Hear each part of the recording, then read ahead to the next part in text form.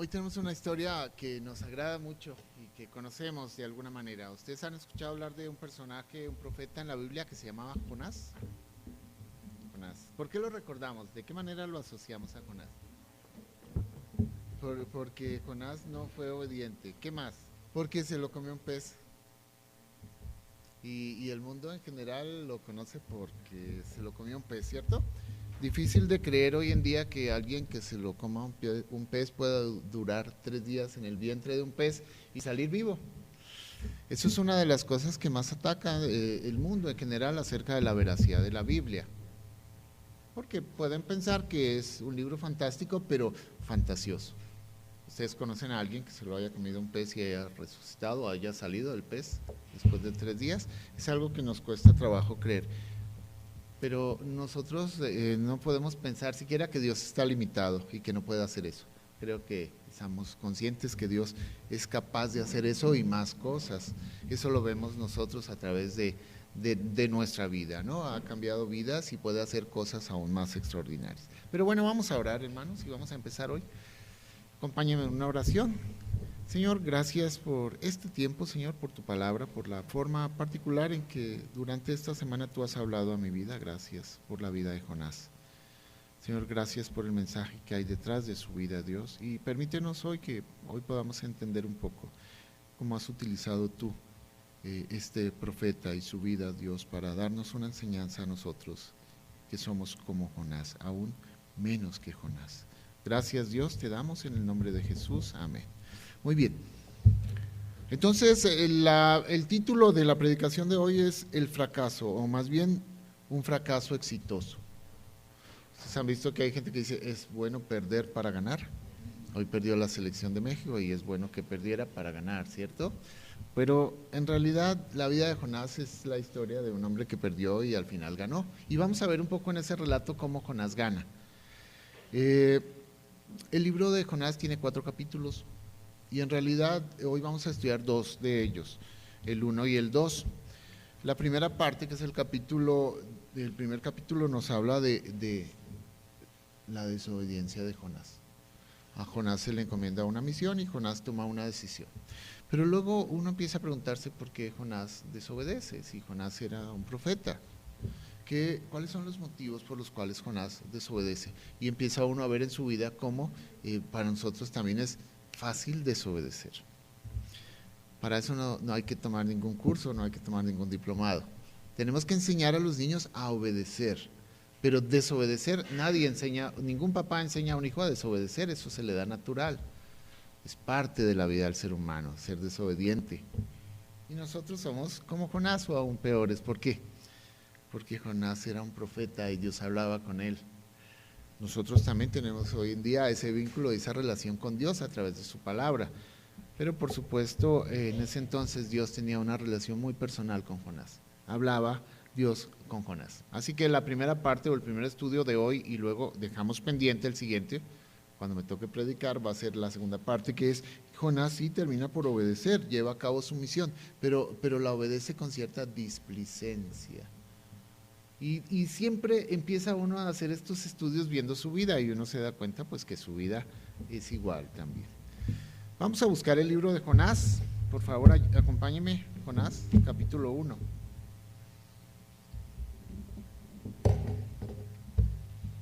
Busquemos un poquito el capítulo 1 de Jonás.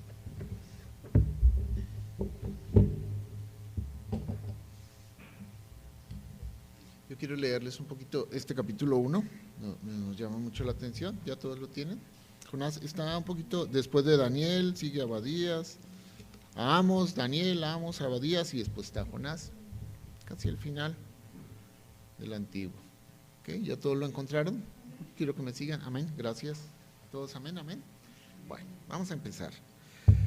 Y dice así, vino palabra de Jehová a Jonás, hijo de Amitai, diciendo, levántate y ve a Nínive, aquella gran ciudad, y pregona contra ella, porque ha subido su maldad delante de mí. Encontramos una ciudad que estaba actuando mal, ¿cierto? Y una orden para un profeta, ve a Nínive. Y Jonás se levantó para huir de la presencia de Jehová a Tarsis, y descendió a Job, y halló una nave que partía para Tarsis, y pagando su pasaje entró en ella para irse con ellos a Tarsis, lejos de la presencia de Dios. Pero Jehová hizo levantar un gran viento en el mar, y hubo en el mar una tempestad tan grande que se pensó que se partiría la nave.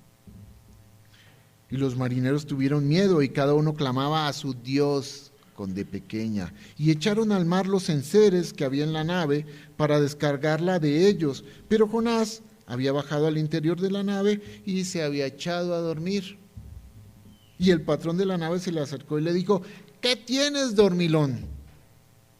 Levántate y clama a tu Dios, con D mayúscula, quizá Él tendrá compasión de nosotros y no moriremos. Y dijeron cada uno a su compañero: venga, vamos a echar suertes para que sepamos por causa de quién nos ha venido este mal. Y echaron suertes, y la suerte cayó sobre quién. Estaba dormidito abajo. Entonces se dijeron ellos: decláranos ahora por qué nos ha venido este mal. Le preguntan a Jonás: ¿qué oficio tienes y de dónde vienes y cuál es tu tierra y de qué pueblo eres tú? Y él contesta, muy orgulloso, les dijo: soy hebreo y temo a Jehová, Dios de los cielos, que hizo el mar y la tierra. Como que nos da risa, ¿cierto? Soy hebreo y yo obedezco a Dios. No, soy hebreo y soy su hijo. Soy hebreo y temo a Dios. Soy hebreo y huyo de Dios. Algo así viene la historia, ¿no? Y aquellos hombres temieron sobremanera y le dijeron: ¿por qué has hecho esto? Porque ellos sabían que huía de la presencia de Dios, pues Él se los había declarado. Y le dijeron: ¿qué haremos contigo para que el mar se nos aquiete? Porque el mar se iba embraveciendo más y más. Y él les respondió: tómenme a mí y échenme al mar, y el mar se aquietará, porque yo sé que es por mi causa ha venido esta gran tempestad sobre vosotros. Sencillo, ¿no? Échenme al mar y se arregla el problema. Y aquellos hombres trabajaron para hacer volver a la nave a la tierra. Quiere decir que no hicieron lo que pidió Jonás, hicieron algo así, se esforzaron para salvar la vida de este hombre, mas no pudieron porque el mar se iba embraveciendo más y más contra ellos. Entonces clamaron a Jehová y dijeron: te rogamos ahora, Jehová, que no perezcamos nosotros por la vida de este hombre, ni pongas sobre nosotros la sangre inocente. No permitas que echemos a un inocente al mar. No permitas que muramos nosotros también, porque tú, Jehová, has hecho conforme tú has querido. Y tomaron a Jonás y lo echaron al mar, y el mar se aquietó de su furor. Fíjate la reacción de los hombres: y temieron aquellos hombres a Jehová con gran temor, y ofrecieron sacrificio a Jehová e hicieron votos de compromiso, como cuando las personas se casan. Acuérdense que primero oraban a un Dios con D pequeña, y luego terminan orando a un Dios, al Dios de Jonás. Pero Jehová había preparado un gran pez que tragase a Jonás, y estuvo Jonás en el vientre del pez 3 días y 3 noches. Una historia bonita, ¿cierto? La historia de Jonás es una historia como un cuento muy bonito, donde habla de un hombre que era amigo de Dios, muy amigo de Dios, porque dice el versículo: vino palabra de Jehová a Jonás. O sea que Dios le habló a Jonás directamente, y nosotros muchas veces decimos: Dios me habló. Sí, Dios me habla. Recordemos que dijimos: Dios te habla a través de su palabra, ¿no? Dios te habla a través de las circunstancias, ¿no? Dijimos el otro día, para tomar decisiones encontramos circunstancias, aunque hay que tener cuidado, porque a veces hay circunstancias que parecen favorables, y dice: Dios me está bendiciendo. Y decía: si a ti te va bien, quiere decir que Dios te bendice, o sea, que está probando tu vida. Tú sabes si lo que estás haciendo es aprobado por Dios o no, pero aún así te va bien, y entonces tú dices: pues yo creo que Dios y yo somos amigos porque a mí me está yendo muy bien. Pero en el fondo de su corazón puedo estar como Jonás, acostado, escondiéndome por ahí en la bodega de un barco, sabiendo que mi vida no es una vida que honra a Dios. Veamos un poquito la vida de Jonás. ¿Quién era Jonás? Era un profeta, ¿cierto? Pero está aquí escrito en el libro del Antiguo Testamento, y lo que refleja este relato, este libro, es el corazón de Dios por las naciones del mundo. Él estaba tomando a un profeta de Israel y le decía, ve a Nínive, y lleva un mensaje. De hecho, Jonás se llama, la traducción de Jonás, del nombre de Jonás es Paloma, y su papá se llama Veraz, Amitai, el Veraz. Y entonces vamos a ubicar un poquito la historia de Jonás. En Segunda de Reyes vemos que Jonás era de Gat Efer, una villa localizada a unos 3 kilómetros al noreste de Nazaret. O sea que ahí estaba ubicado Jonás. Y en Segunda de Reyes encontramos el tiempo. El tiempo fue durante el reinado de Jeroboam. En ese entonces estaban divididos los reinos y Jeroboam era el rey del reino del norte. Más o menos 790 a 750 antes de Cristo. Ese era el tiempo de Jonás. ¿Qué profeta le antecedía o qué tiempo dentro de esos profetas? ¿Recuerdan que Dios hablaba a su pueblo a través de profetas? Bueno, entonces había un profeta que se llamaba Elías y estaba en un periodo ya en su último tiempo, y en ese momento Dios había nombrado a Jonás, hablaba con Jonás. O sea que Jonás era un hombre especial, ¿no les parece? Porque Jonás era amigo de Dios, Dios hablaba con Jonás, no era cualquier persona. Pero vamos a entender un poquito este libro y veamos dos claves que son fundamentales en el libro de Jonás. El primero es que el libro registra la misión de Jonás. La misión de Jonás era ir a un pueblo que se llama Nínive, que era una ciudad importante en el reino de Asiria, enemigo de Israel, una ciudad importante. Y entonces Dios utiliza a Jonás y le dice, ve, llévale un mensaje a los enemigos de Israel. En realidad estaba confrontando no tanto a Jonás, ese libro fue escrito para el pueblo de Dios, para los israelitas, los estaba confrontando con una cosa: ellos despreciaban a los ninivitas. ¿Por qué los despreciaban? Si eran buenas personas los de Nínive. No, eran malos, era un pueblo malo, y el pueblo de Israel había padecido muchos acosos y matanzas y robos de parte de este pueblo. Y te dice, ¿qué dice la Biblia? Ama a tu enemigo. Entonces le dicen a Jonás, ve, y a través de Jonás le dice a todo el pueblo. En realidad Dios estaba mostrando dos cosas que hoy son frecuentes: el racismo y las misiones. Es eso el concepto. Hoy en día nosotros podemos decir, yo sí puedo predicarle el evangelio, pero esos indios, ¿no? O esos güeros. Y ese tipo de racismo hace una cosa que es interesante, que es discriminar a las personas. Podemos discriminar a una persona por el color de piel, también la podemos discriminar por sus creencias o por su elección en términos de sexualidad, ¿no? Podemos entonces ver que nosotros también tenemos una Nínive que muchas veces nos dice no lo hagamos. Y el segundo punto es que este libro, el personaje principal no es Jonás, no es el pueblo de Israel. El personaje principal de este libro, ¿quién es? El personaje principal es Dios. Dios, claro, usó, y esa historia está bien bonita, hermana Lili, la historia del pez, está interesante, pero el personaje principal es Dios obrando en la vida de Jonás. Ahí estaba trabajando. Sí, es que es cierto, hoy en día cuando nosotros hablamos de Jonás siempre lo asociamos no con un pez, con una ballena. Y por eso es que es tan difícil al mundo de hoy creer que una ballena, si una ballena sí se puede comer a un hombre, pero un hombre no puede vivir 3 días dentro de una ballena. Pero está bonito esto. Entonces el personaje principal del libro de Jonás no es Jonás ni el pueblo de Israel. ¿Quién es? Dios. Dios tiene un plan, su misericordia hacia las naciones, y eso nos toca a nosotros.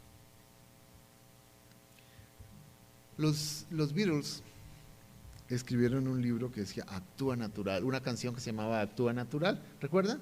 Lo que nosotros decimos, aprender a obedecer es algo que tenemos que aprender, pero actuar natural en el hombre es la desobediencia, o algún manual que diga, voy a enseñar a este hijo a desobedecer. No, los niños son desobedientes desde chiquitos, por naturaleza, nadie les enseña. Y por supuesto vamos creciendo y seguimos siendo lo mismo. ¿Ya llevo 15 minutos? Dios mío, me voy a apurar. Ok, ¿qué le pasa a Jonás? A ver, veamos un poquito la palabra de Jonás. Dice que cuando el Dios de Israel le pide a Jonás que lleve un mensaje de advertencia a otra nación, el renuente profeta corre ¿en qué dirección? En la dirección contraria, fíjese. Y vino palabra del Señor a Jonás diciendo, levántate flojo y ve a Nínive, la gran ciudad. Capítulo 1, versículo 1. Ya vimos que Nínive es una gran ciudad que se encontraba más o menos a unos 800 kilómetros del sitio donde estaba Jonás. La capital en ese entonces del reino del norte se llamaba Samaria y estaba más o menos a unos 885 kilómetros. Levántate, Jonás, y ve a Nínive. Y Jonás dijo, sí, me levanto. Y tomó un taxi, un avión. No, tengo que caminar 885 kilómetros. Mayrita, levántate y ve hasta Puerto Vallarta y le llevas un mensaje a esa gente que está en las discos y diles que su maldad subió delante de Dios y que se arrepientan. Y tú dices, para llegar allá tendría yo que caminar alrededor de 30 kilómetros diarios. Interesante. Pero por otro lado, era un pueblo malo. Era un pueblo langosta que llegaba a un sitio y acababa con todo, mataba a la gente, se robaba todo. Imagínate, eran enemigos de los judíos y tenía que ir Jonás allá a decirle, oye muchachos, que dijo Dios, que manda a decir Dios, que ustedes se están portando mal y que viene juicio. ¿Sabe qué iba a pasar?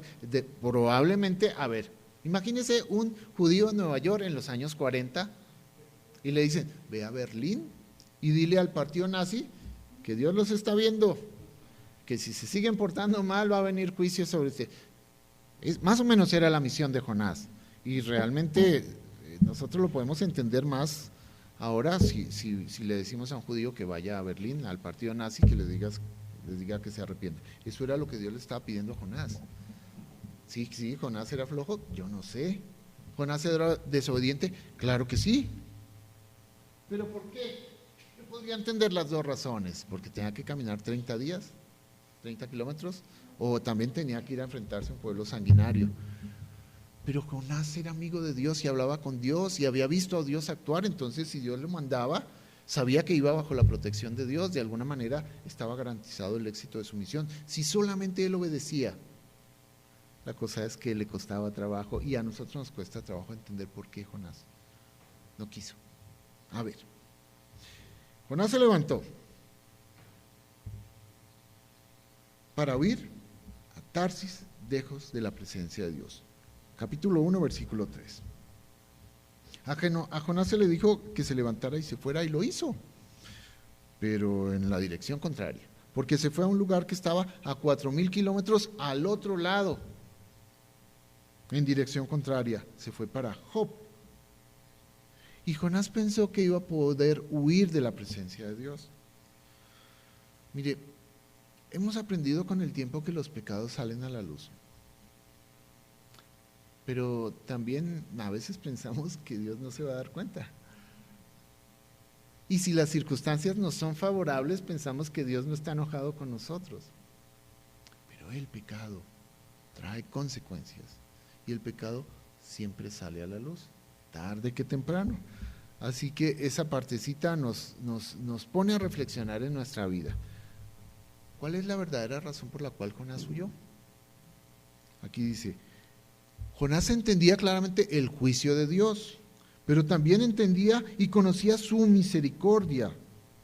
Y como Jonás no quería a Nínive, él no estaba dispuesto a que Dios perdonara a ese pueblo malo, porque conocía la disposición que hay en Dios de perdonar a aquellas personas cuyo corazón está arrepentido, sinceramente. Así que había opción para un pueblo malo, como nosotros, de perdón. Ya mencionamos que las dificultades del pueblo de lo agresivo de la misión, de lo peligrosa de la misión y la distancia que tenía que recorrer, uno pensaría que era esa la razón por la cual Jonás dijo, no, pues sabes que yo mejor me voy en barco, aunque esté más lejos, pero voy sentado. ¿Sabe? La razón no era esa. Dios conocía a Jonás, pero Jonás también conocía a Dios y Jonás sabía que Dios es un Dios justo, claro que sí, pero es un Dios de misericordia, que perdona a quien se arrepiente, a todo el que se arrepiente. Y Jonás no quería que ese pueblo fuera perdonado. Egoísmo, ¿cierto? Yo quisiera que, ¿cómo vas a perdonar a esos que son tan malos? Yo lo que quiero es ver la venganza de Dios, estoy esperando es a Dios actuar y destruir ese pueblo malo. La motivación no era correcta. ¿Sí se dan cuenta? Muchas veces hacemos cosas por motivos incorrectos y el resultado no puede ser bueno. Entonces Jonás se fue para otro lado porque es más fácil odiar que perdonar. Me quedó eso en mi corazón. Es más fácil odiar que perdonar. Y él prefirió callar en vez de amar. No quiso ir a Nínive. ¿Cómo huyó? Aquí dice, fíjate, la obediencia hacia Dios es un sinónimo de amor. Y el amor no es solamente para Dios. Hay gente que dice que ama mucho a Dios, pero después cuando escudriñas un poquito más allá dice, hay muchos dioses. Y Dios es todo, y es amor. Dios creó al hombre, pero está decepcionado del hombre. En realidad la cosa está en que el amor y la obediencia van de la mano. Y Jonás dijo aquí, y descendió a Job y encontró un barco que iba a Tarsis, pagó el pasaje y entró en él. ¿Cuál es lo simpático? Que esos barcos no estaban ahí todo el tiempo esperando a que llegara alguien y los tomara, sino que coincidió que esos barcos iban pocas veces al año, pero llegó Jonás y estaba el barco esperándolo, pasaje y se fue. Y entonces dice, me está saliendo bien, chance y hasta Dios está de acuerdo conmigo.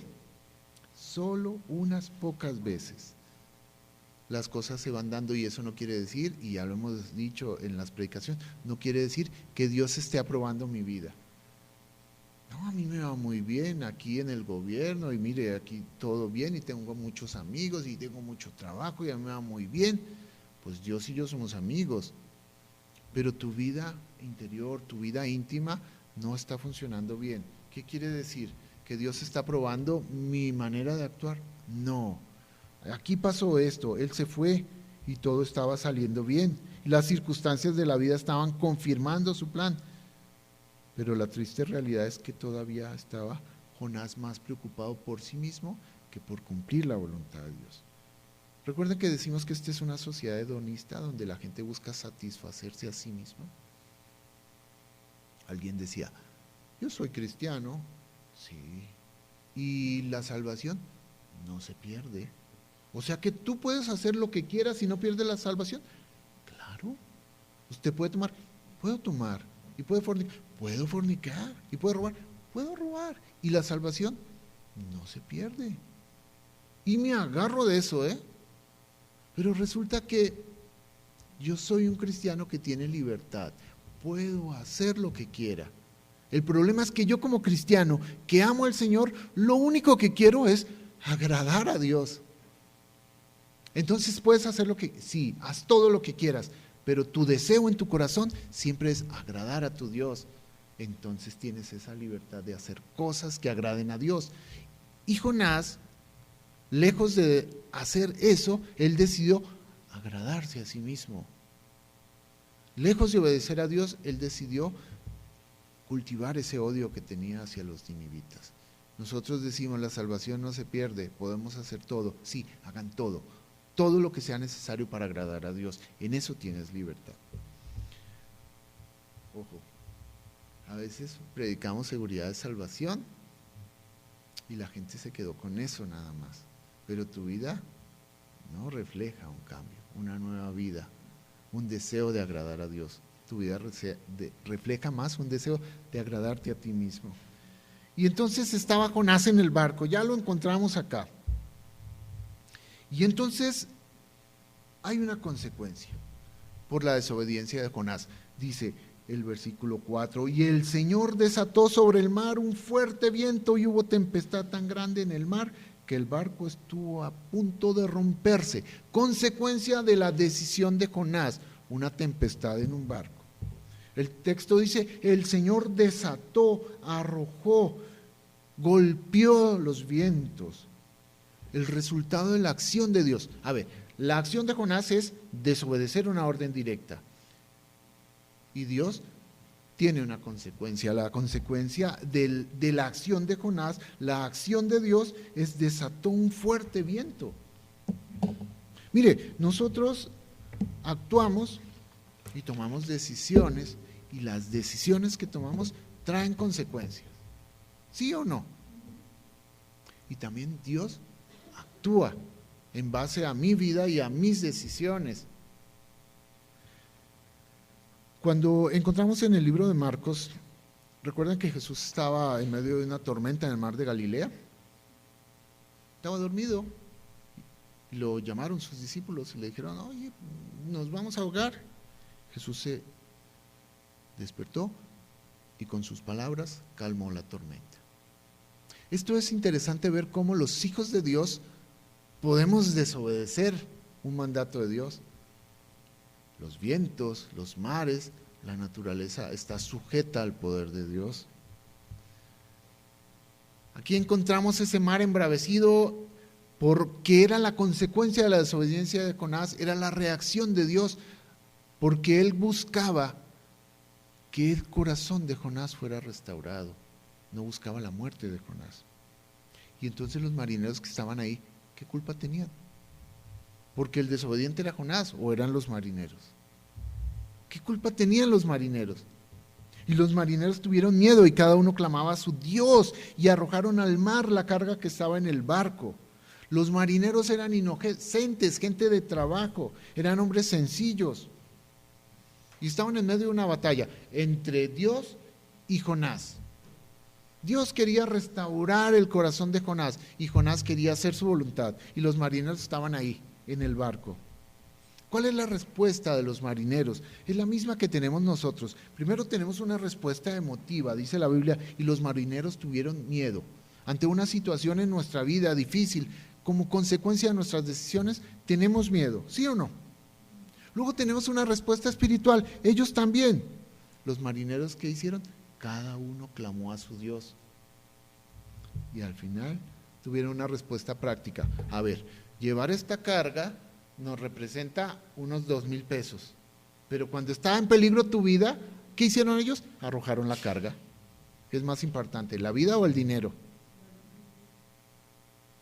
Y entonces, porque a veces tomamos decisiones que atentan contra nuestra vida. Y cuando estamos a punto de perder la vida decimos, quiero cambiar, si tú me das una oportunidad, voy a cambiar, yo quiero cambiar. Señor, yo he estado lejos de ti, pero te pido por favor que, ayúdame. Ay, cuánta gente que ha venido acá, ayúdenme a orar, porque ahora sí me voy a poner bien chévere y con Dios y no sé qué, porque mi familia, porque mi hijo, porque mi marido, porque mi economía. Y ¡pum!, concedido, restaurado el hijo, restaurada la familia, restaurada la salud. ¿Y sabe qué pasa? A los 15 días ya no los vuelves a ver en esta iglesia. ¿Verdad o no? Eso nos puede pasar a todos nosotros. Es lo mismo que pasa acá. ¿Qué hicieron ellos? Clamaron a su Dios, dijeron, ¿qué importa el dinero? Echemos todo esto que nos va a dejar una buena lana, pero más importante la vida. Dice la Biblia que, y no sé dónde, pero que es más importante para Dios las personas que las cosas. Y nosotros actuamos como si fueran más importantes las cosas que las personas. Y nos pasa a todos. Entonces la respuesta fue práctica. Ellos querían vivir, versículo 5. Pero Jonás había bajado a la bodega del barco, se había acostado y dormía profundamente en medio de la tormenta.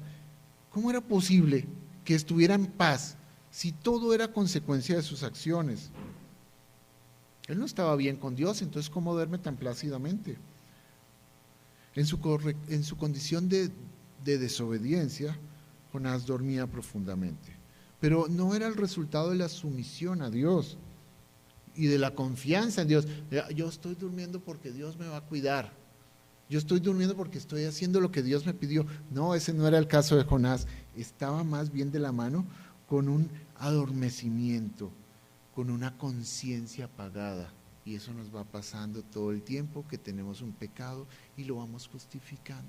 Y lo vamos justificando y al final lo defendemos. Y cuando te dicen, o Dios o el pecado, y uno dice, listo, el pecado. ¿Y Dios? Pues me quedo con el pecado. Estoy dispuesto a pagar el precio espiritual. Pues la idea de Dios es restaurar tu vida. Siempre es la misma idea de Dios, restaurar tu vida. ¿Qué es restaurar? Algo que se cayó. Un hombre vino de San Juan y dijo, se cayó un muro de mi negocio por los vientos que hubo, un muro de 38 metros. ¿Y tú qué vas a hacer? Lo voy a volver a poner con unos cimientos más firmes. Eso es restaurar tu vida. Dios siempre quiere restaurar tu vida, pero para restaurar tu vida, tú primero tienes que tener conciencia de tu pecado. Soy pecador, ya no lo estoy defendiendo, ya no lo estoy justificando. Oye, somos buenísimos para justificarlo todo, y si Dios nos ha dado todavía una buena expresión oral, ni quien nos gane. El que confiesa su pecado, dice, alcanzará misericordia. Y eso es interesante. La gente se fue, la gente estaba orando ahí porque el barco se movía y fueron a despertar a Jonás. Jonás, Jonás, le dijo el capitán, ora a tu Dios. Fíjate, el único en ese barco de paganos, el único salvo, el único hombre de Dios era Jonás, y era el único que no oraba. ¿Sabe? Aquí hay una cosa que me llama la atención, un pensamiento. Dice, alguien dijo una vez que si hay un momento en que los incrédulos se ven bien, es cuando se comparan con los hijos desobedientes de Dios. Es cuando viene un incrédulo y te dice, oiga hermano, no tomes, usted no que es cristiano, oiga, no grite, usted no que es cristiano, oiga, no robe, no que es cristiano. Y el cristiano a veces no tiene palabras, porque siendo un hijo de Dios, viene alguien que no cree en Dios y te marca tu pecado. Y ellos se ven bien, entonces dicen, por eso es que yo no voy a ninguna iglesia, porque todos los cristianos son así, para volverme como tú, me quedo en mi casa.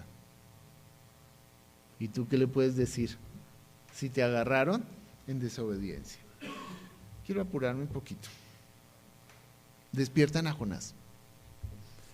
Está eso terrible. Despiertan a Jonás y le preguntan, Jonás, ¿tú quién eres? ¿De dónde vienes? ¿Cuál es tu pueblo? ¿Cuál es tu Dios? Y él les contesta, en el versículo 9 les dice, soy hebreo y temo al Señor, Dios del cielo, que hizo el mar y la tierra. Y si Jonás realmente hubiera temido al Dios, no estaría en ese barco, estaría caminando 800 kilómetros al otro lado hacia Nínive, y no al oeste.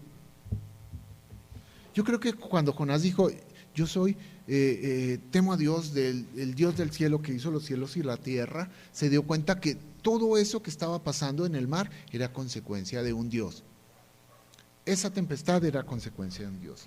Así que Jonás entendió y reconoció. ¿Y sabe qué pasó? La historia es sencilla. Los marineros le dicen, ¿qué hacemos? Y él les dijo, aviéntenme al mar porque es por mi culpa. Y aún así los marineros no quisieron hacerlo y empezaron a remar y no pudieron. Entonces ellos temían a Dios. Ellos temían a Dios, temor de Dios. Siempre en las predicaciones hablo de temor de Dios. Ahora tengo una definición diferente. Temer a Dios es reconocer su autoridad en mi vida. Es respetar a Dios y su autoridad. Y es actuar coherentemente conforme a sus mandamientos.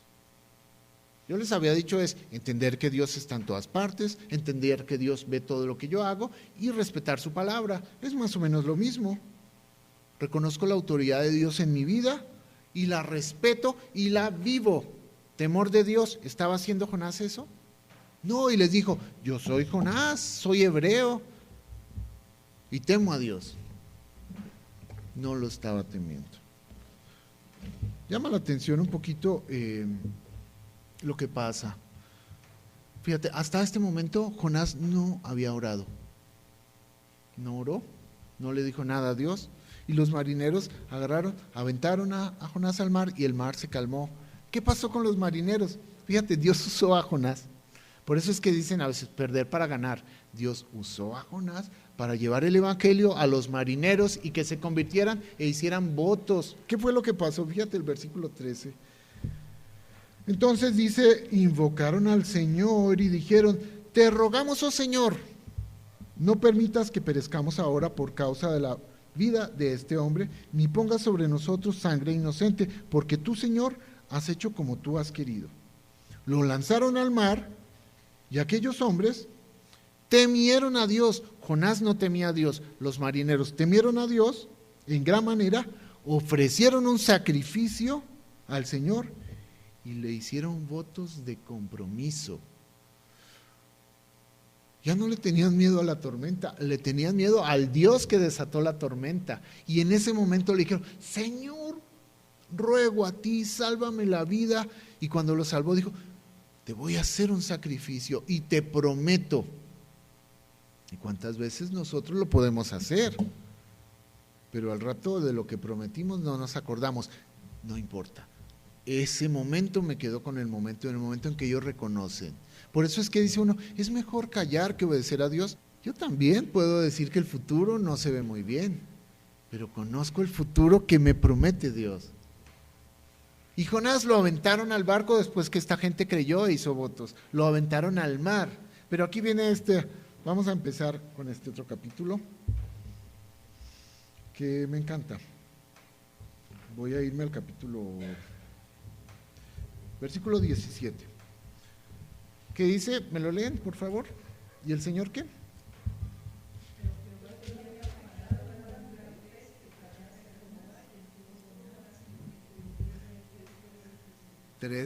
Fíjate, cuando dice preparó, en el hebreo la traducción es que tuvo una acción creativa. Dios creó un pez especial para Jonás.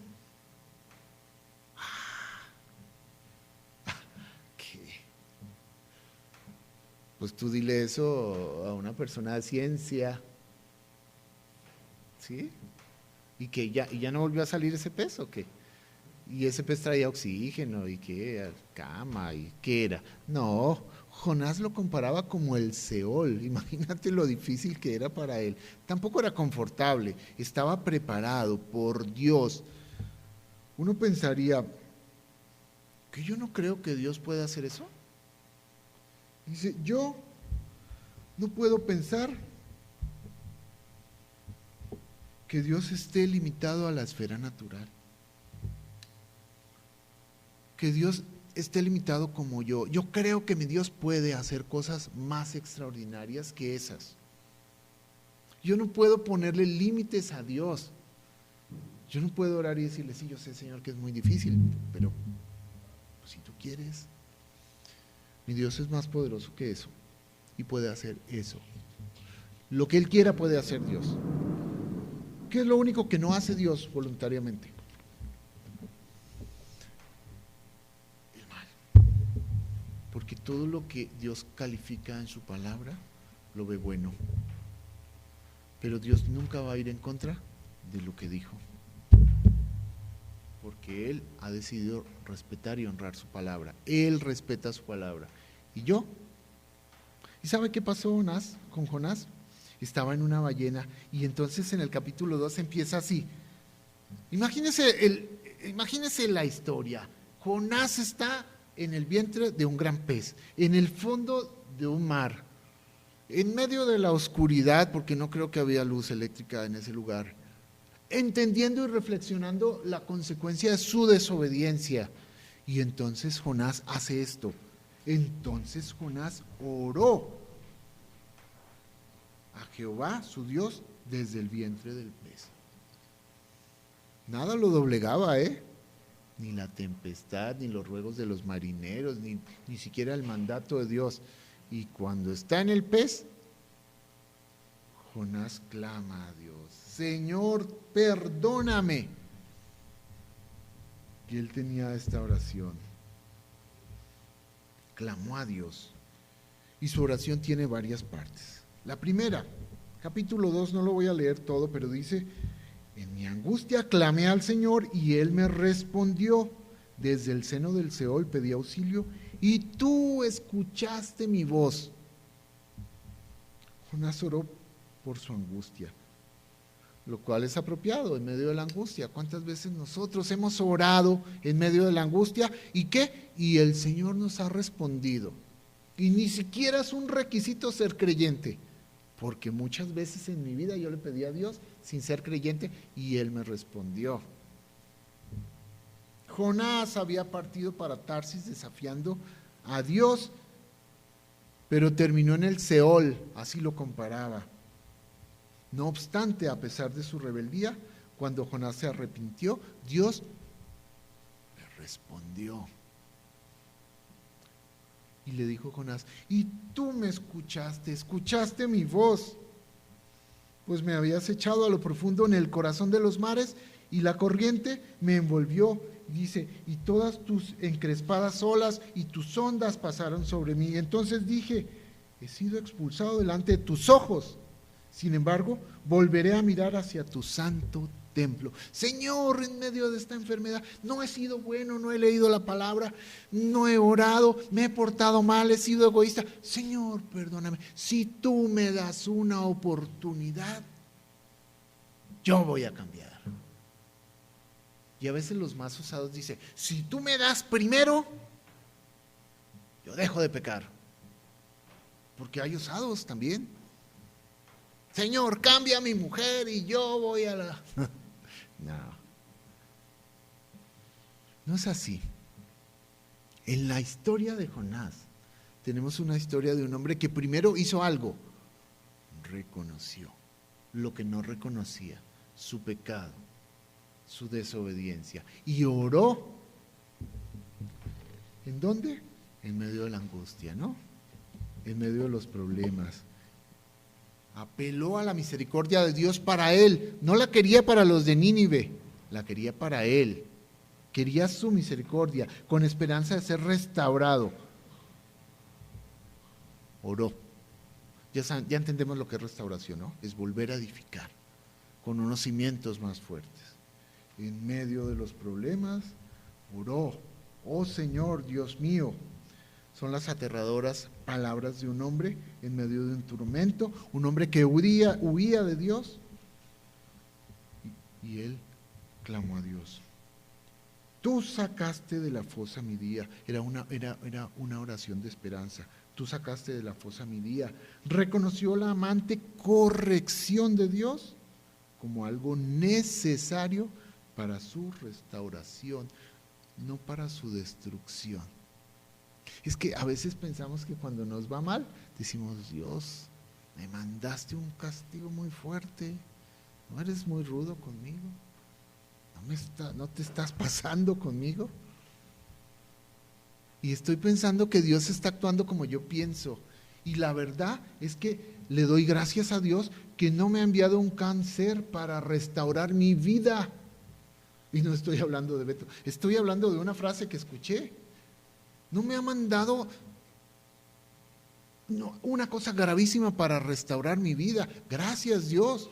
Solamente tuve hambre, solamente tuve pobreza, solamente algunas cosas. Solamente tuve un hijo rebelde, solamente tuve una situación económica. Fíjate, no estuve al borde de la muerte como Jonás para restaurar su vida. Él reconocía que la disciplina era necesaria para la restauración. ¿Porque Dios lo odiaba? No, porque Dios lo amaba. Bendita la corrección.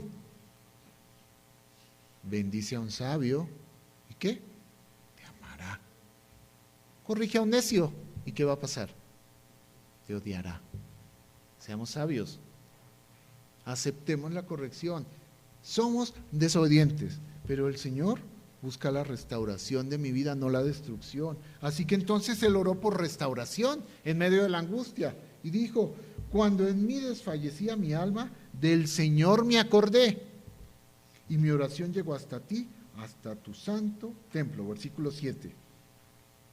Cuando él empezó a desvanecerse en medio del pez, tal vez con los jugos gástricos del pez, cuando empezaba a sentirse que iba a morir, él oró y lo que pidió fue restauración. Señor, dame una oportunidad. Pero para que yo pueda ser restaurado, primero tengo que confesar. Y esa parte cuesta trabajo, ¿sí o no? Miren, nos cuesta mucho trabajo aceptar que tenemos un pecado y defendemos el pecado y le damos vueltas al pecado y lo disfrazamos de una manera muy agradable. Y hablamos y lo explicamos y nos justificamos y le pedimos a Dios y le decimos: y me está yendo bien, Señor. Y pecado es pecado, sigue siendo lo mismo. El mismo pecado, desobedecer, la falta de temor de Dios. Porque yo no acepto sus reglas, porque no estoy de acuerdo, porque no me parece. ¿Por qué tienes que perdonar a ese pueblo malo que nos ha hecho tanto daño? Yo sé que si voy allá, muchos se van a arrepentir y se van a salvar. ¿Por qué no quiero?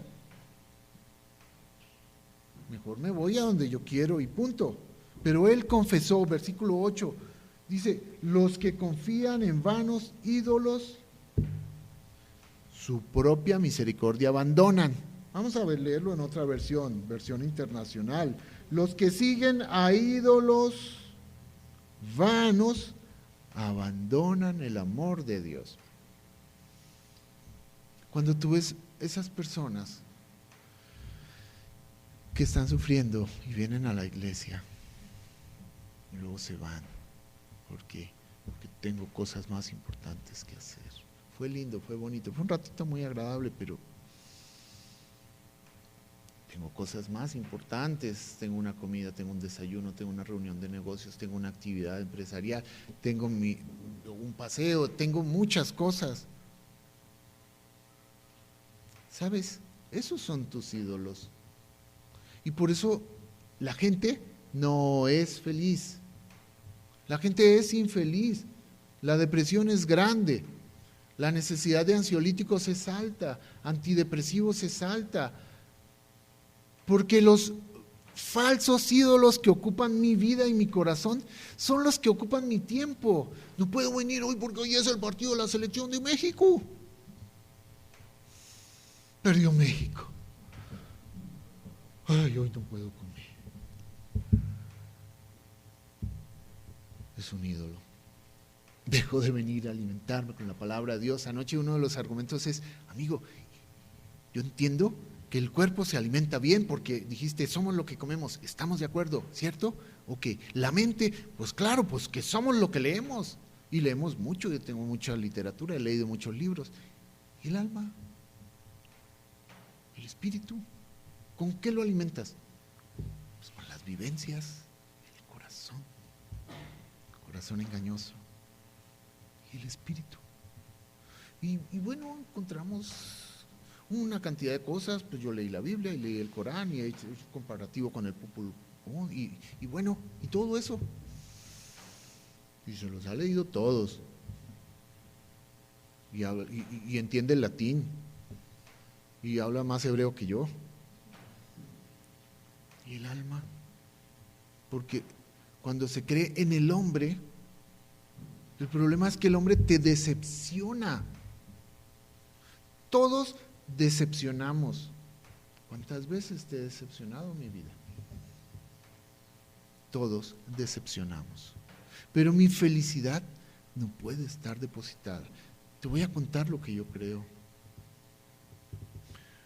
Yo creo que el alma se alimenta con la palabra de Dios y el tiempo que yo tengo en meditar en su palabra. Necesito alimentar mi alma todos los días porque tengo sed. Necesito reprogramar mi corazón porque de mi corazón a mi boca sale lo que hay en él. Señor, invoco tu poder restaurador de mi vida, en mi vida, para que a través del poder del Espíritu Santo permitas que florezcan los frutos espirituales. Porque lo que está saliendo últimamente es mucha carne y mucha carne y mucha carne. Y sí me gusta comer carne, pero no me gustan los frutos de la carne. Es que me la paso gritando en pleitos, en contienda, en peleas, en borracheras, en fornicaciones, en adulterio, mejor dicho, nomás mírame para que veas cómo te va. Porque todo el mundo es malo, porque la gente no es buena, porque el sistema político, porque los impuestos, porque no tengo trabajo y porque luego tengo mucho trabajo y porque no me alcanza y luego porque ¿qué hago con tanto dinero que me van a...? Y entonces lo que yo estoy echando es carne. Señor, cambia mi corazón. Le comentaba al pastor hace unos días, todo este año he querido pedirle todo el tiempo, constantemente, Señor, cambia mi corazón, blinda mi corazón, yo quiero tener un corazón que te agrade, Señor, todo el tiempo. Si el año pasado te pedí por integridad y tú has permitido que se grabe en mi corazón el deseo de ser un hombre íntegro, hoy te quiero pedir, Señor, por amor en mi corazón, no quiero estar con un espíritu de juicio todo el tiempo, así, ahora soy anciano y cuidado. No, cambia mi corazón. No quiero un corazón de piedra, quiero un corazón de carne, que te glorifique a ti, un corazón que esté lleno, inundado de tu palabra, Señor. La cosa es que eso no lo puedo hacer yo con mis propias fuerzas. Solamente a través del poder transformador de Cristo en mi vida y el Espíritu Santo pueden salir esos frutos que son espirituales y que honran y glorifican a Dios. Perder para ganar, ¿cierto? Había gastado tanta energía Jonás, había gastado tanto tiempo. ¿Cuál era el ídolo máximo de Jonás? A fuerza quería hacer su voluntad. ¿Y no nos pasa a nosotros? Dice, al inclinarse ante el ídolo de su propia voluntad, Jonás se había involucrado en el camino de la rebeldía. El camino de la rebeldía, el retroceso más grande espiritualmente que yo tengo. Porque antes, por lo menos, estaba en el aspecto, puedo estar en la corrección, puedo estar en la disciplina, pero mi corazón sí anhela ser restaurado. Pero cuando yo me salgo de ese camino, cuando yo entro en el camino de la rebeldía, ya ni siquiera esa oportunidad tengo de ser restaurado. Tengo que ser desechado. Qué triste. Si eso pasa en nuestra vida de creyentes. Qué triste cuando ya una persona no puede escuchar el evangelio. Ya tiene tanto en su cabeza que esa idea ya no le entra en la cabeza. ¿Cómo que un pez? ¿Cómo que un Dios? ¿Por qué si hay tantos? ¿Cómo que límites? Si estamos viviendo en un mundo de tanta tolerancia, porque somos modernos. ¿Por qué no puedo? ¿Por qué tengo que dejar de hacer lo que me gusta tanto? Si Dios es amor. Solo cuando se volviera a Dios en arrepentimiento, Jonás iba a descubrir lo que era en verdad el éxito espiritual. Y si yo reconozco en mi vida mi condición de pecador, y si yo entiendo claramente cuál es mi ídolo, que puede ser la desobediencia, claro que sí, que puede ser el deseo de siempre salirme con la mía, porque yo estoy acostumbrado a salirme con la mía. Entonces yo estoy perdiendo y no hay oportunidad ni esperanza para mí. Cuando yo descubro, reconozco, confieso, aún en medio de la tribulación, y le pido a Dios por restauración, entonces yo tengo una oportunidad de ser transformado, de ser restaurado, de ser edificado. Así que queda uno con un mensaje, decirle a Dios, gracias Dios, porque tantas veces me has disciplinado, porque tantas veces me has llevado hasta los extremos que yo ni entendía, y solamente hasta ese momento clamé a ti, Señor. ¿Y qué? ¿Y qué? Y tú me respondiste. Dios siempre responde. No te va a responder como tú quieres, te va a responder como necesitas, lo que te conviene.